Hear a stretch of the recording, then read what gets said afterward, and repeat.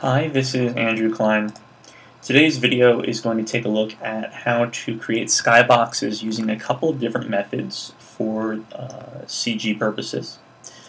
The first method that I want to take a look at today is a very simple one. It's kind of all CG and is going to utilize Maya and Ion Software's View. We're also going to take a look at how to use photographic sources, which could also be digitally painted, using a combination of Photoshop, Maya, and ZBrush to create sky domes as well. So let's take a couple of example looks here at what we're actually talking about today first. I have a skybox that I've created with photographic sources that we're going to look at. I have a skybox created with View that we're going to look at as well. And I also have a panoramic photo source that was used to map to the photographic skybox. I also have a couple other examples of sky spheres that come from a combination of Maya and View. So you can see these several different examples. And that's where I actually want to start off with. I have open Maya 2010, but this will work in more current versions of Maya as well. And in Maya 2010, I also have the View 9 Xtreme plugin loaded. This is an external program that has to be purchased in addition to Maya, but I find it very useful for creating atmospheric effects and the like. So this plugin is loaded. And what I'm going to do first is create an atmosphere for my space. It really can be this simple. You can get very, very complex with it and create specific cloud layers and really design and tailor your atmosphere.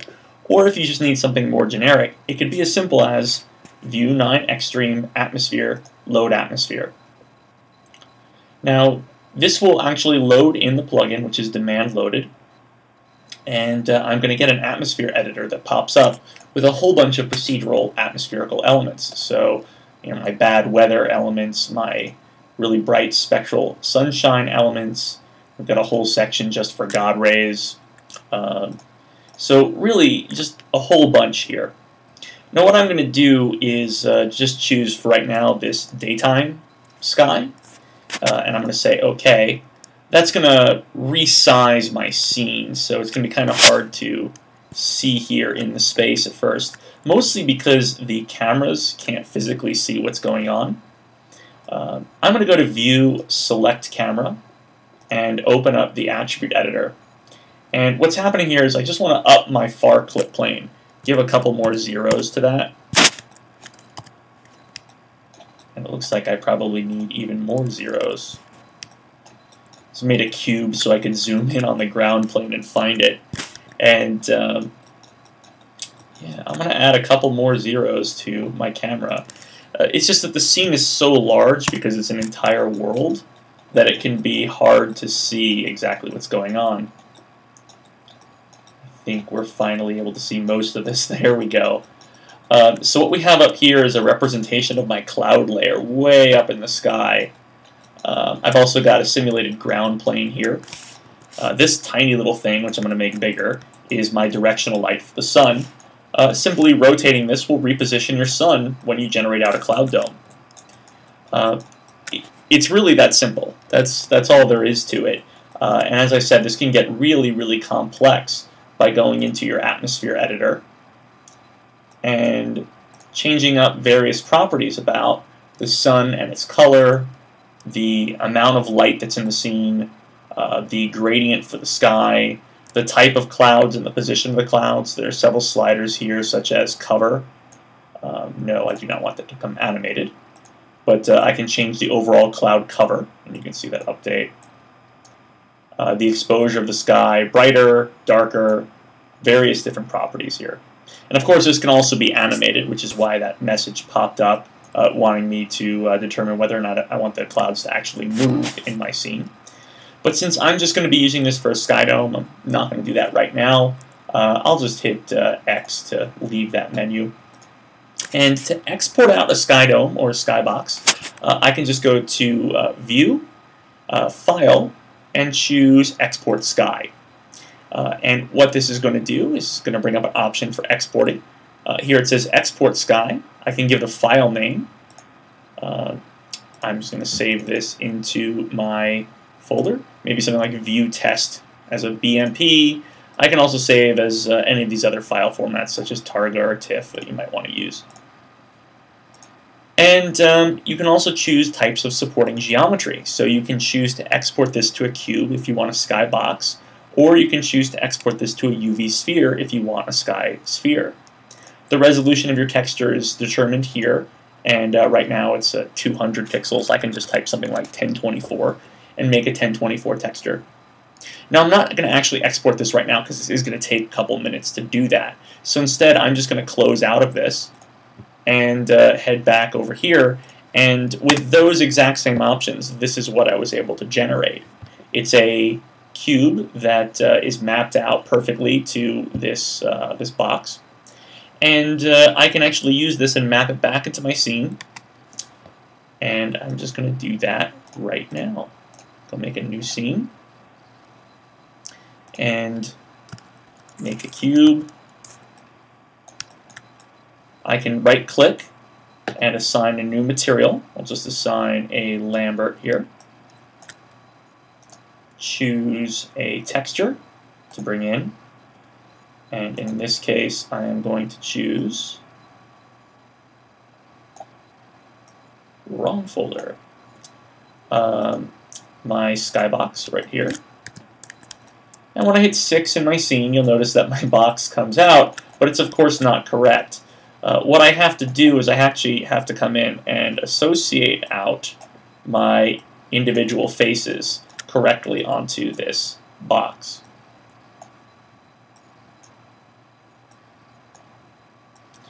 So now that I'm here, I can take these faces. Let's start with the bottom face first, right there. I know that this is the bottom face, so I'm going to just position that right in the middle of my box, and also scale that to fit.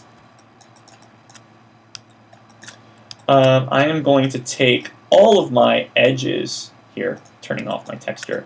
I'm just going to take all of these edges and cut them for right now.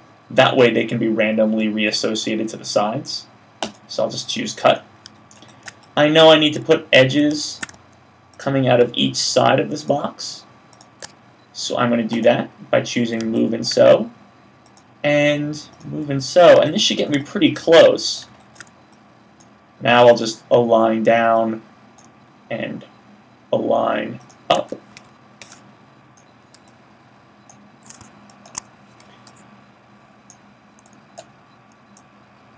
Shape this out, shape this side out, and just like that, I've got myself a nice little skybox. And if I come in here and go into polygons and soften my normals so I don't have as well defined as a crease, I'm also going to go into my Lambert tab and just up the ambient color so we can see this a little bit if I do a high quality view.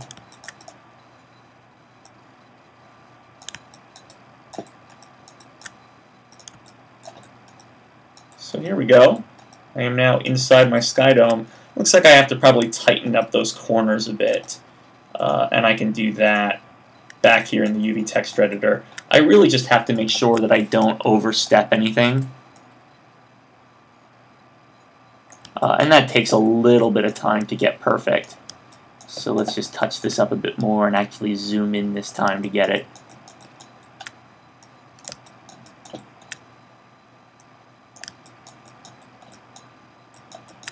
That should pretty much do it. There we go. So now I have a fully functional skybox using entirely CG methods. So that's, I think, the benefit of Vue, is that it really allows you to do this very, very quickly. So, of course, what if you don't have Vue? Well, you could take this and you could, of course, try and paint a box like this, but doing so from scratch might be overly intensive. What I'm going to do is I'm actually going to look at methods that utilize a photographic beginning.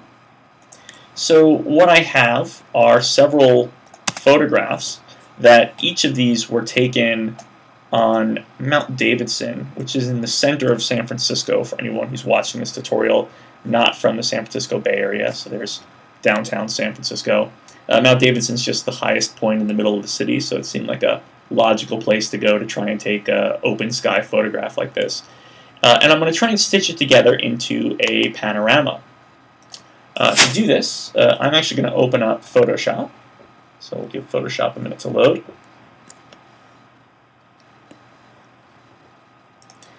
And I'm going to take all of these photographs and actually load them right into Photoshop. Make sure they're all open so that I can view them. Just drag them down here to Photoshop.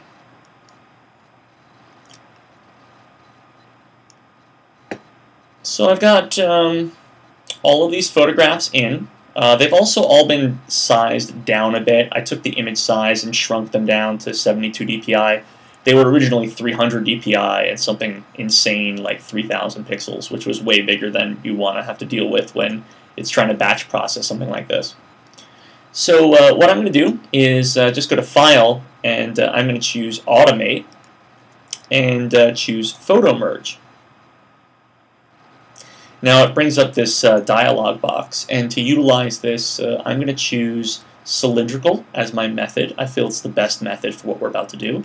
It essentially maps things around a cylinder, which is a really good starting point. There's an option here called vignette removal, and I wish I could get this to work. I've tried this on multiple computers. It just seems to get Photoshop to crash for me. If you can get it working on your own machine, great. What it'll essentially do is get rid of any sort of shading that might happen at the edge of your photograph based on lens distortion. But again, I usually just find it crashes Photoshop, so I'm not going to choose it right now. And as my source files, I'm just going to add all of my open files, and you'll see all of my photographs there in the list. Then I'm just going to say OK, and it's going to take a minute. It's going to do some crazy stuff here. And it's going to try and put together a seamless panorama for me. Now sometimes it has a couple of problems with the panorama creation, and we're going to test that. But we'll see how good it does here for this. I've got a completed one as well that we can reference. So here it goes, putting together all my elements. And you can see it's got all these separate layers here. It did a pretty good job putting this together. I don't know if you can see that vignetting here as these little stripes, however. That's exactly what you'd hope it would remove, but it's just not that sharp. So I'm pretty close here. I think this is actually looking pretty good. What I'm going to do is, just for the sake of the fact that I'm running Maya and Photoshop and all this stuff at once, I'm just going to quickly close out of all of these photographs. So I'm just left with the panorama. And it didn't quite know what to do with the tree. As far as I could get away from that tree without falling off a cliff, there's still some tree in the photograph, and it didn't really quite know what to do there, which means it's not going to wrap around from the North Bay Hills on one side. Here it's just Mount Davidson on the other.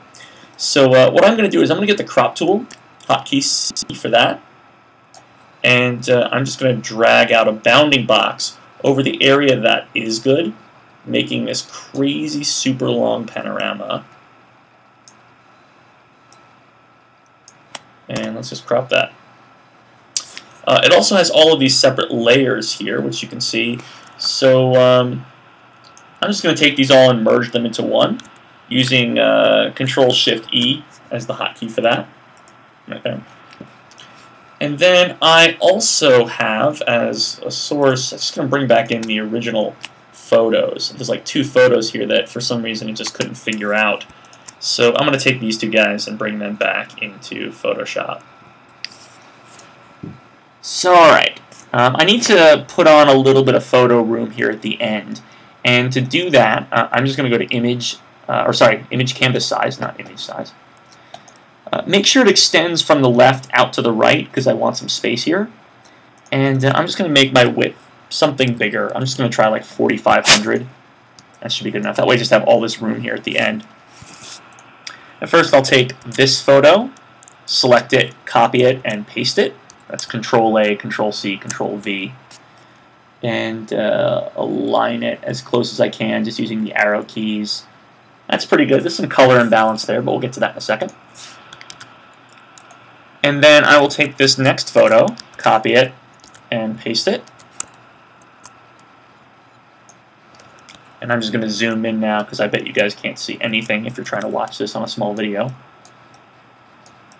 So there we go. There's Mount Tam in the North Bay.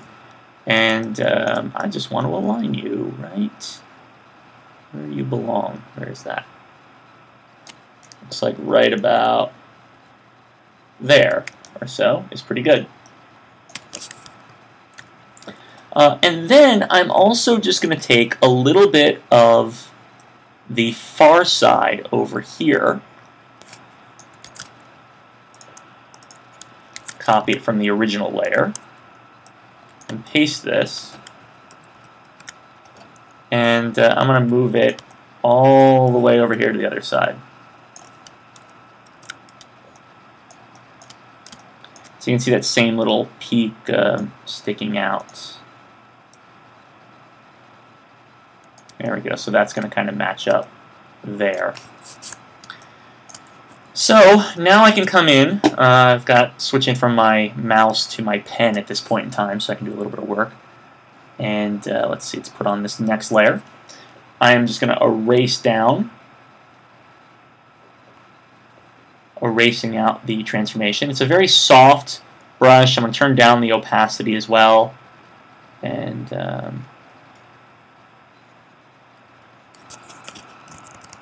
I'm going back a bit too far here. Let's just try and blend out that sky.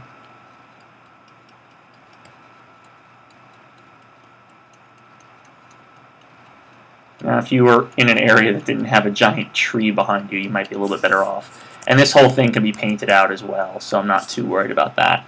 In fact, I'm just going to try and get the spot healing tool and see if I can spot heal out some of that. That's not going to work. I might, in this case, just get the clone stamp tool and clone stamp some sky from right beside it. Merge these two layers together and just do a bit of clone stamping here just to fix this up. I'm clone stamping just horizontally. I'm moving data just horizontally, not up and down. Because of the sky gradient, I don't want that to move things a little bit and cause some artifacts. But in the grand scheme of things, I think that's probably pretty good. I'll jump over to this next image seam and just erase a little bit here. That one works a lot better. And jump to this last one. And there we go. Kind of merge this all down. I'm going to take a little patch of sky, copy it, paste it, move it over a bit just so I can fill up that spot. And I will get my crop tool and just crop this whole thing back to a usable size. So there we go, that's cropped out. This should now be a pretty complete panorama, which is awesome. You can see all the way around. And I just want to test this, and to do this I'm going to go to the offset filter. That is filter other offset. I'm going to reset these values to 0 by 0. What I'm actually going to do here is offset this horizontally a bit so that it puts the seam right in the middle. And you can see there is actually sort of a seam issue here where it messed some parts up. That's okay. I can fix this. What I'm going to do is just sort of take a section, copy it, and paste it.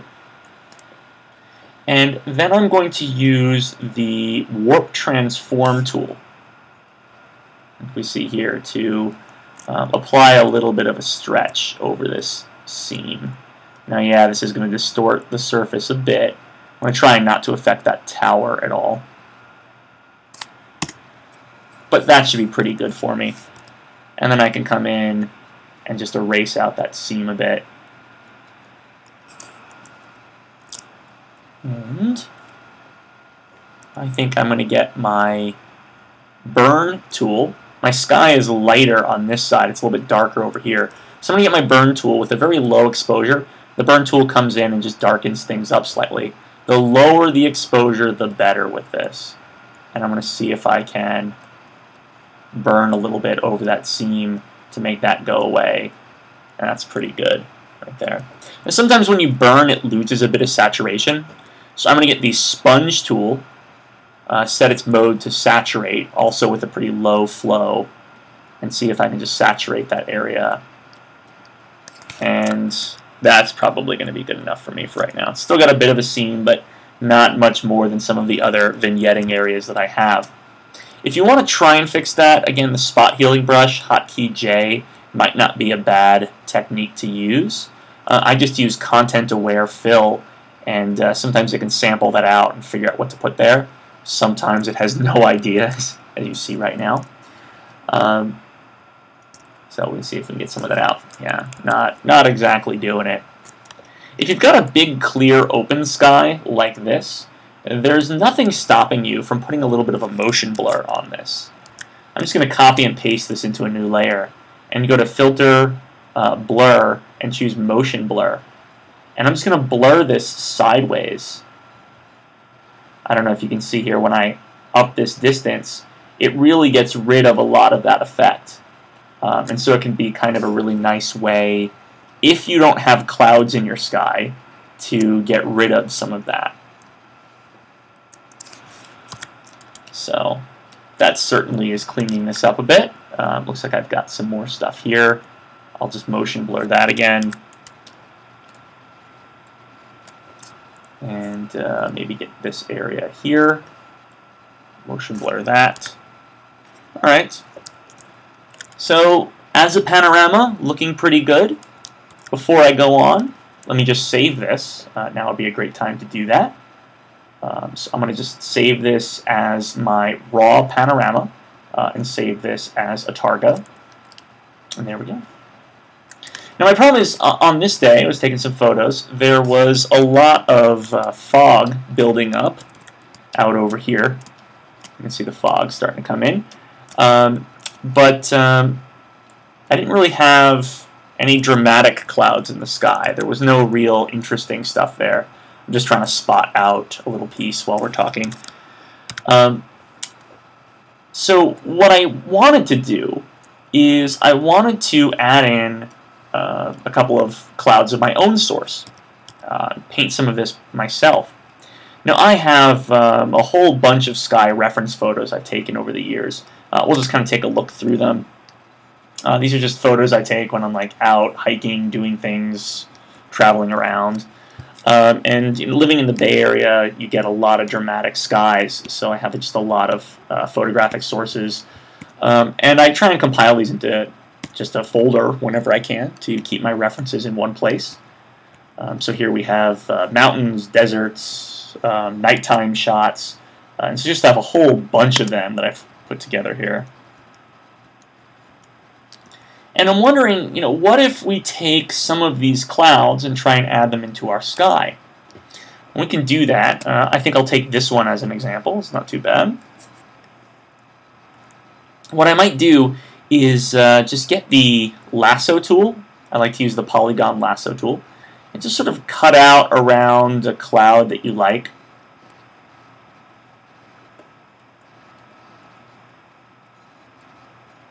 How about like that? Great. So I'll cut around that, I'll copy it, and I'm going to paste it over here. Now you'll notice this thing is gigantic.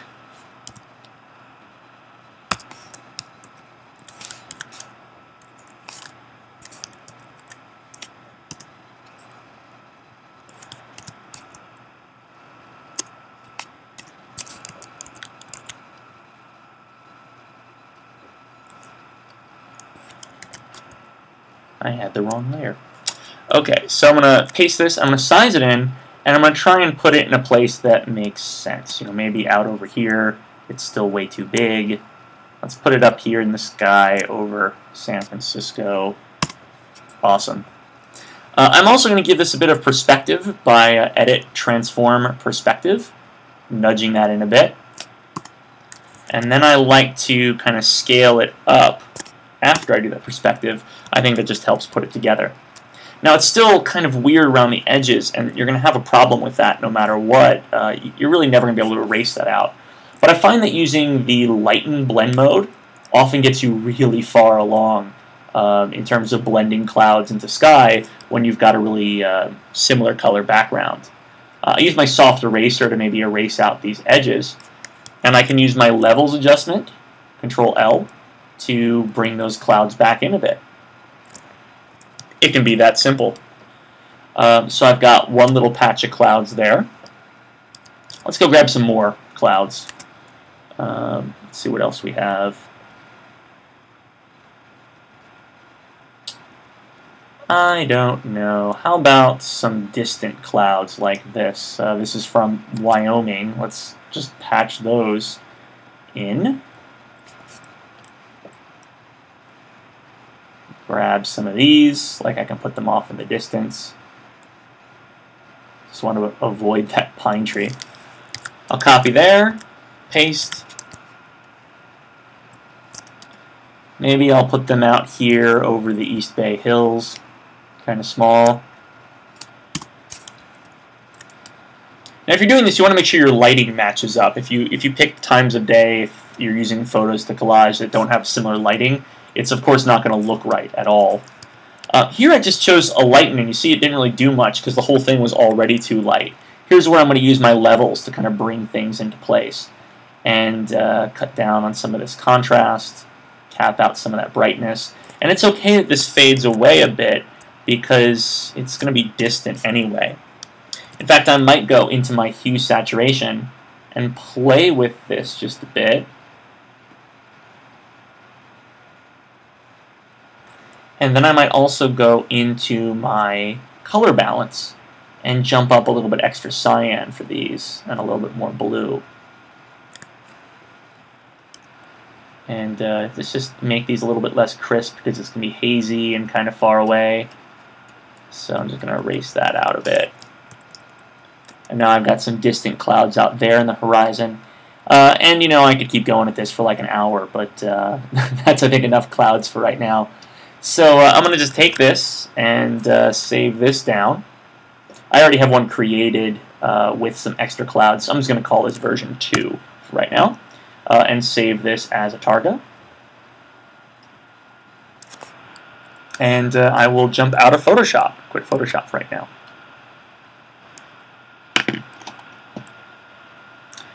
So, I have a cube over here in Maya 2010 that I was using just because I was using View. I think what we can do is I'm going to take... Do not save. I'm going to take a new version of Maya here to demonstrate this. I'll jump into Maya 2012 to take a look at how I can take this panorama and turn this into a sky cube for us to use. Take a minute for us to load up. We're going to use transfer maps to do this, and that's going to enable me to project one photographic source from a spherical projection onto a cube UV map. Then if there's any sort of patches that need to be patched over or fixed, specifically the pole at the top of the sky, I'm going to use ZBrush to do that, and that's going to wrap up this tutorial.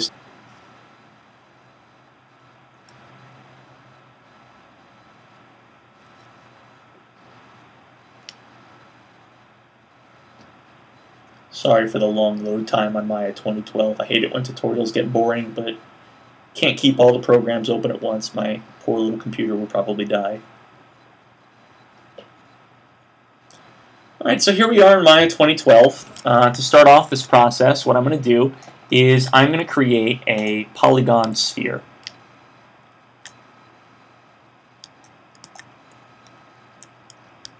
There it is. And I'm just going to scale this up to a pretty good size, and we're not going to need all these divisions on it. So I'm going to go into my subdivisions axis, turn that down a bit. My subdivisions height, turn that down a bit too. This is going to be a little more, just a bit more manageable for us. And I'm just going to soften my normals. So there we go. There's my base sphere. Let me delete all my history.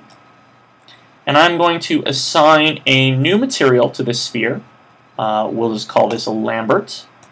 And I'll rename this Lambert Sky Dome 1.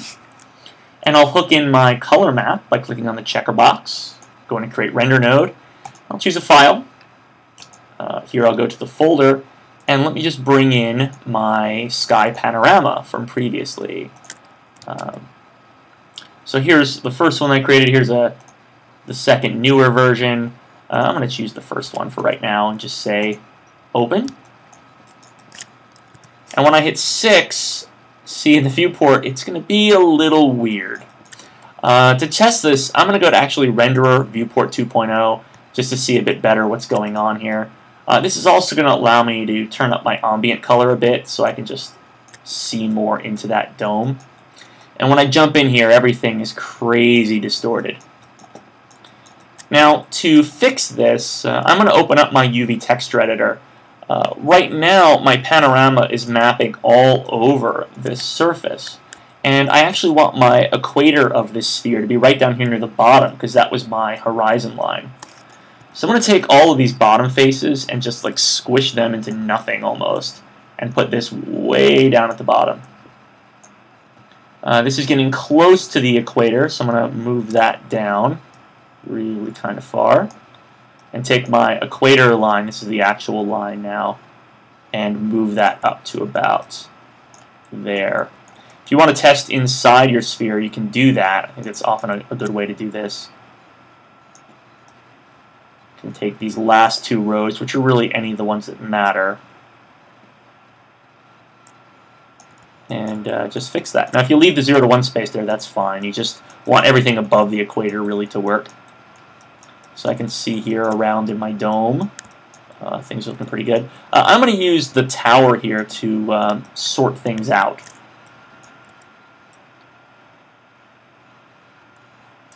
That looks like it's actually probably a pretty good height.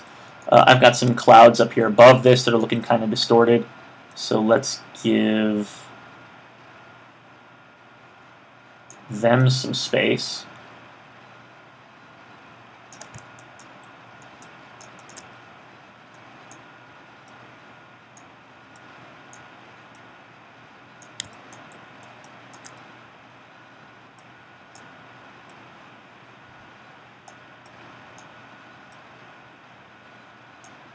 Just all has to be as even as you can make it.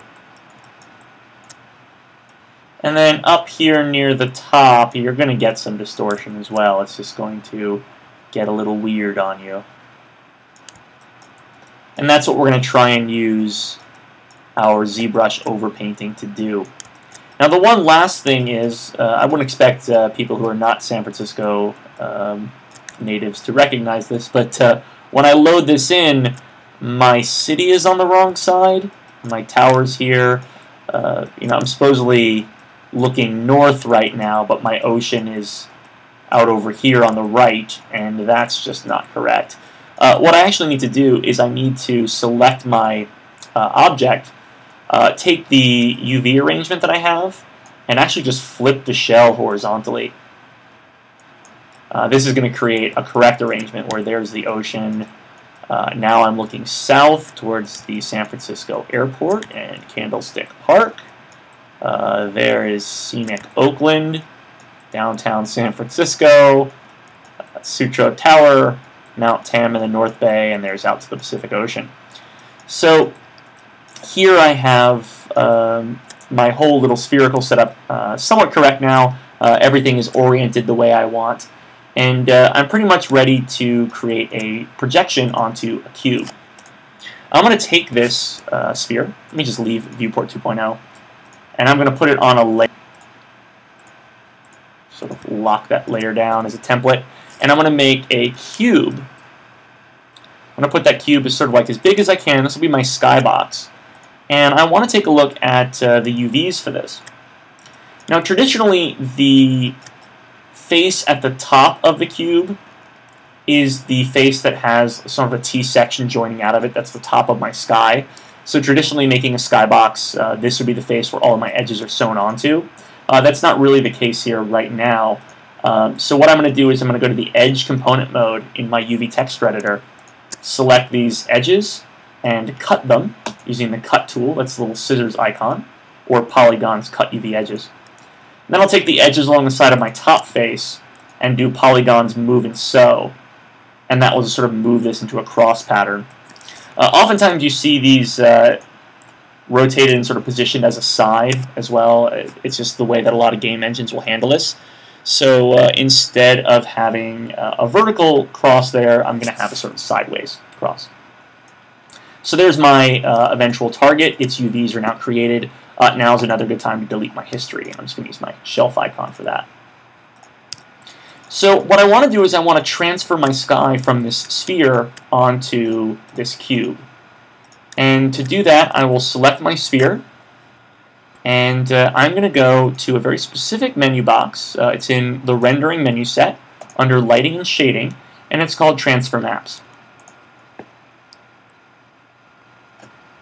That's going to open up the Transfer Maps dialog box, and it's actually going to set my sphere as the target. I'm just going to remove that right away.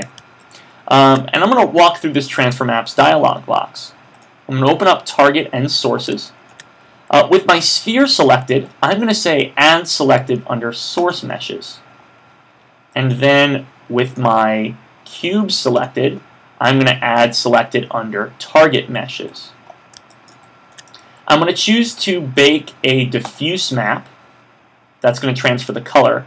And here under the folder, I'm going to save out a potential new image for this. Something like skybox color.jpg.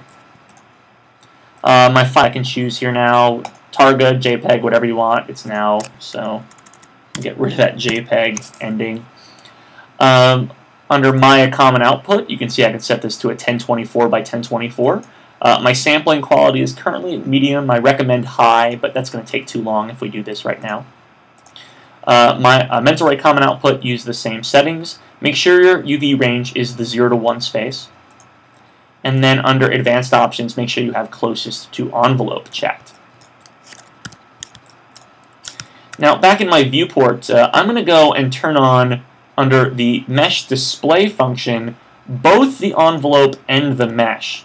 All of a sudden, this pink thing shows up. This is the envelope. The envelope represents the shape of my cube, and only things which are inside the envelope transfer. You can use this Search Envelope slider to increase the size of the envelope. You can also type numbers here, like 200. You can also take this box and even scale it, manually changing its proportions. You just want to make sure everything transfers inside that box. Then, what we have to do is just choose Bake and Close, which is what I'm going to do right now, and we'll wait for that to bake out. You're going to see a slider here down at the bottom. It's currently at 0% sampling rate, and that's just going to take a minute or two to sample out, and then we'll have our skybox texture. The problem with the skybox texture is you're probably going to notice some artifacting at the top of the skybox. I'm just going to very briefly show you guys how to take that into ZBrush and how to use ZBrush and Photoshop to patch over any problems that you might have.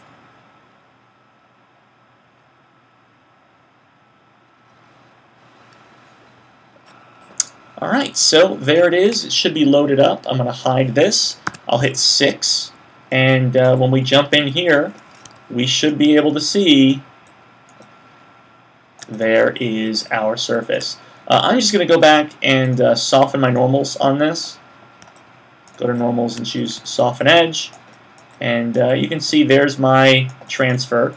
1024 down has of course lost a lot of resolution from my sphere, which is why you see it's at a much lower resolution. And this has given me my end around transfer for this. What I'm going to do is I'm going to take my cube, and I'm just going to very briefly send this to ZBrush. The reason being is that up here at the top, I've got this crazy tree stuff going on that I want to see if I can just paint out a bit. And you'll also notice that, I think this is an error of mine on my part this time, I forgot to turn down my ambient color before I baked out my cube, and therefore it baked some of the ambient color into my cube. This is why I created multiple textures. Let's go ahead and load up my correct creation, my original skybox, which doesn't have that ambient color bake. See, the colors are a lot more muted here now. That's pretty good. So we've got this Targa, we've got this skybox itself. What I'm going to do is send this to ZBrush. I can do that utilizing GoZ. Love it when software update pops up while I'm trying to record a tutorial. So that I'm sure was slowing things down. I'm going to open up ZBrush. This should send my cube, the exact same cube I'm using, into ZBrush. And we'll wait for that. I'll hide my lightbox and let me double my document size. Here's my cube. I'll enter edit mode. Your cube displays with a red wax material on it by default, and that's not going to be very good for doing this texture painting. So what I'm going to do is go to my Materials tab and just switch this to flat color temporarily. Now I don't have the texture associated with this yet, so what I'm going to do is export out my texture, or link my texture. It's currently a targa, and ZBrush doesn't like targas, so I'm just going to hit edit on this file here inside of Maya, which should have sent that over to Photoshop, but I think I just have too many programs open right now, and my computer is getting a little angry at me. I'm going to take my skybox and just resave this out as a JPEG so I can work with this inside of ZBrush.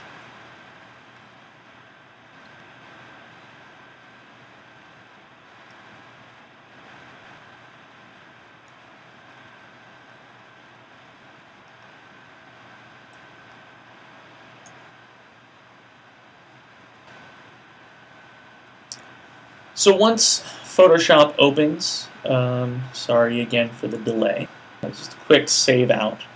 And we're going to need Photoshop open as well to be able. So come on, I'm asking quite a bit of my computer right now.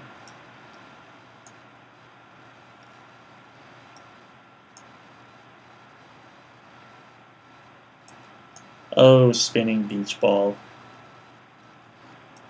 There we go. Finally, let's save this thing out. Save as. I'll just save this as a JPEG, and no need for an alpha channel, so JPEG will be fine. And off to ZBrush. In ZBrush, I'm going to go to the texture palette and choose import. And from there, I'm going to go and choose my skybox.jpg. Now things are upside down in ZBrush from Photoshop, so one of the first things I'm going to do is flip my texture vertically here in ZBrush. Then in my texture map palette over on the right in the tool palette, I'm going to choose my skybox texture. And you can see there's my skybox loaded up inside of ZBrush. I'm going to position it kind of big on the screen. Get rid of the little artifacts that are showing up. Something like this. And to get rid of the pole at the top, I'm going to use a plugin for this called ZAppLink, which you can find under the document palette. When I choose ZAppLink, it's going to ask me what to do. Default options, double-sided is off, fade is on. And I'm going to choose Drop Now. And that's actually going to send a screenshot of this into Photoshop. Now, here I'm just painting on one face, but if you need to paint over the corners, this is where this technique is really going to come very valuable for you. I'm going to take this background blue and make a new layer, get my gradient tool, set it to a fall-off gradient, and choose a radial gradient to sort of drag outwards on this. Oops, that's currently set to reverse. Let's flip that. There we go. I can just paint over that a little bit. I can paint out my sky color going around this. Right there. Get a very soft brush and just sort of fade this out up in the sky. Hopefully you won't have some crazy trees like I have, which is part of this problem. So I'll make a new layer, again, underneath my little gradient, and just paint out my trees.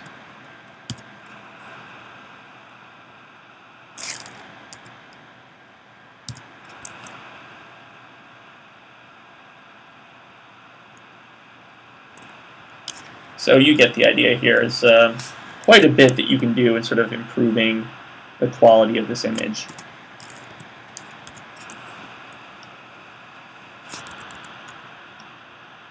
You can also take, in addition to the painting, you can take any sort of photographs that you want to use for clouds, and you can apply much the same technique that we've looked at previously to patch some clouds in the sky right overhead.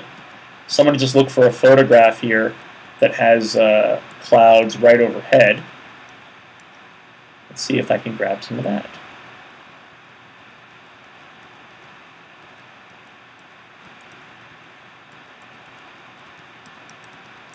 Too colorful, too gray. That's not bad, but I think the perspective's off a bit. That's probably pretty good right here. Let's take this photo and open it. Here I can take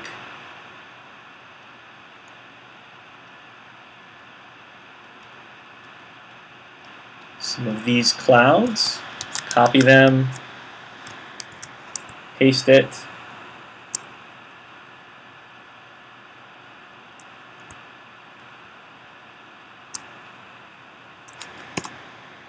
and use my light and blend mode to adjust it, same as I was doing before.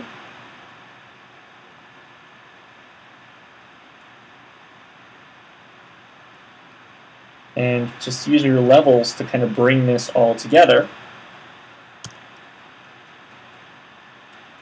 And there we go.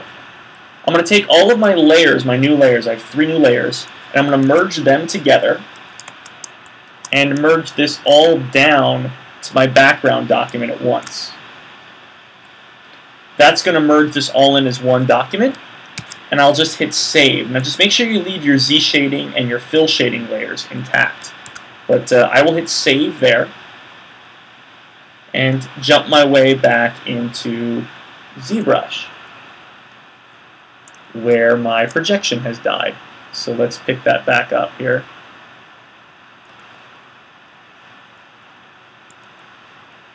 I do not know why it has done that. Let's just copy that layer so I can do this again. Update this, paste it on top, merge that down, apply it.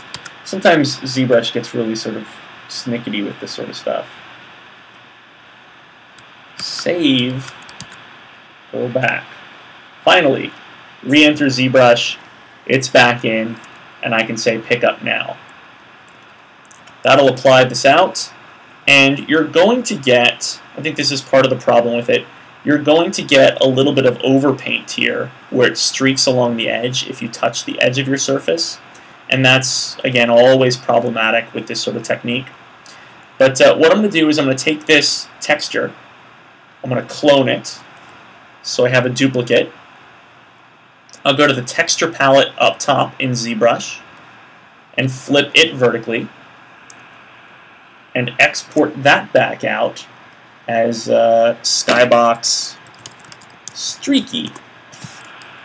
But again, this can be really useful if you have to put clouds over corners as well. You could probably do some of the stuff that we've already done in Photoshop, but this is, I think, just a really useful way to bring it all together.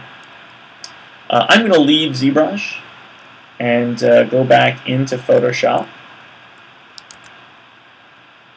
And let's open up my 2 skyboxes and complete this process. So I've got my original skybox texture and my skybox streaky. I can layer the 2 on top of each other by copying and pasting.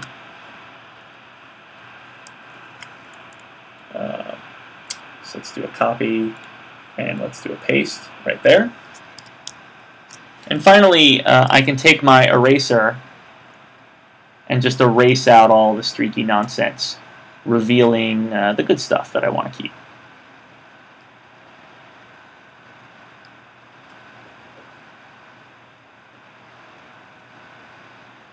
So the benefit of having this sort of all seam together as well is you can do a lot of painting here The beauty of having ZBrush to help you do this, though, is that it allows you to essentially put together across the edges and create some distortion that maps onto your cube in a proper format.